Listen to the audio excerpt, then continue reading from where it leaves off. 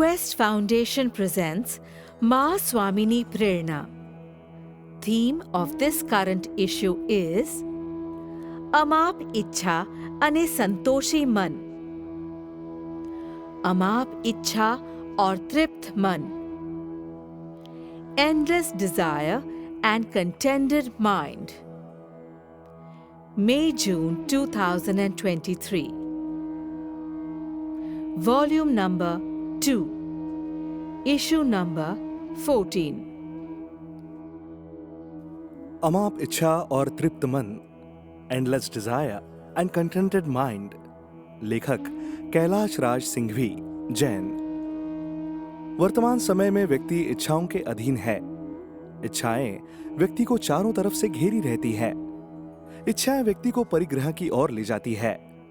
इच्छाओं का प्रमुख कारण है मोह, अर्थात व्यक्ति अपने परिवार के मोह में आसक्त होकर इच्छाओं में आसक्त हो जाता है.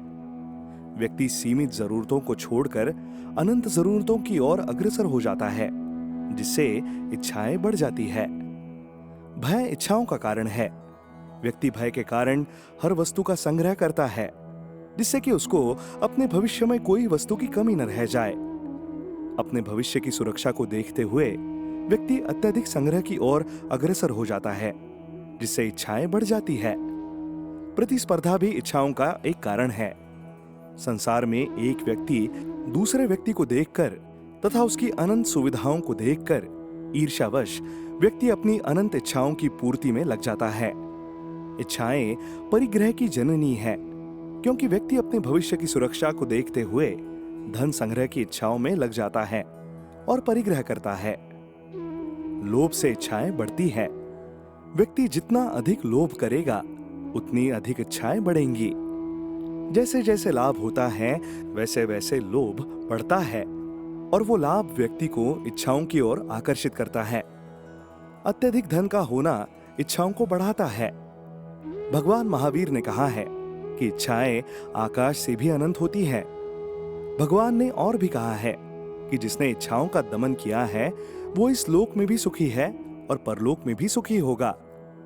भगवान ने बताया है कि कामनाओं को कम करने से दुख स्वतः ही कम हो जाता है, अर्थात इच्छाएं दुख उत्पत्ति का कारण है. भगवान महावीर ने समझाया कि धन धान्य से भरा हुआ यह समग्र विश्व भी यदि किसी एक व्यक्ति को दे दिया जाए, तब भी वह संतुष्ट नहीं हो सकता. इस प्रकार आत्मा की यह तृष्णा बड़ी दुष्पुर है, अर्थात पूर्ण होना कठिन है. अत्यधिक इच्छाएं मानसिक तनाव को बढ़ाती है, जिससे व्यक्ति को रोग घेर लेता है तथा शारीरिक क्षमता को कमजोर कर देता है. अत्यधिक इच्छाएं क्रोध को उत्पन्न करती है. अत्यधिक इच्छाएं व्यक्ति को माया जाल में भी फंसा देती है.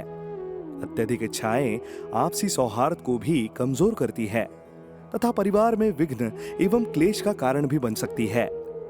अत्यधिक इच्छाओं से मुक्ति पाना ही सुख शांति पाना है.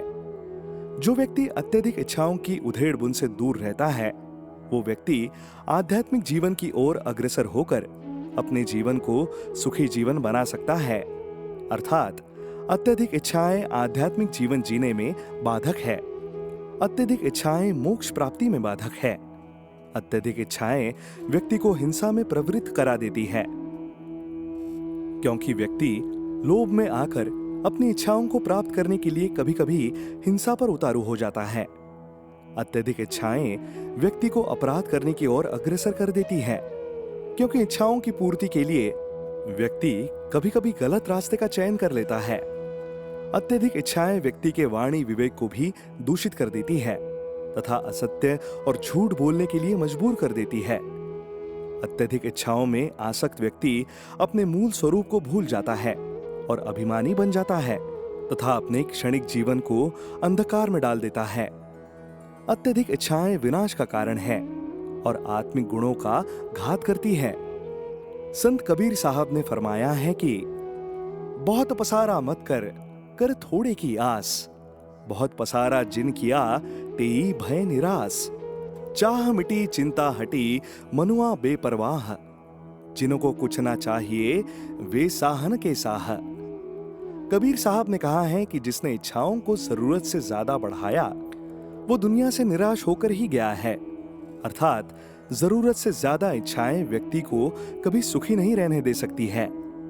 कबीर साहब ने फरमाया है कि जो इच्छाओं में आसक्त नहीं रहता है वो सदैव चिंता मुक्त रहता है और शहंशाह की तरह जीवन जीता है।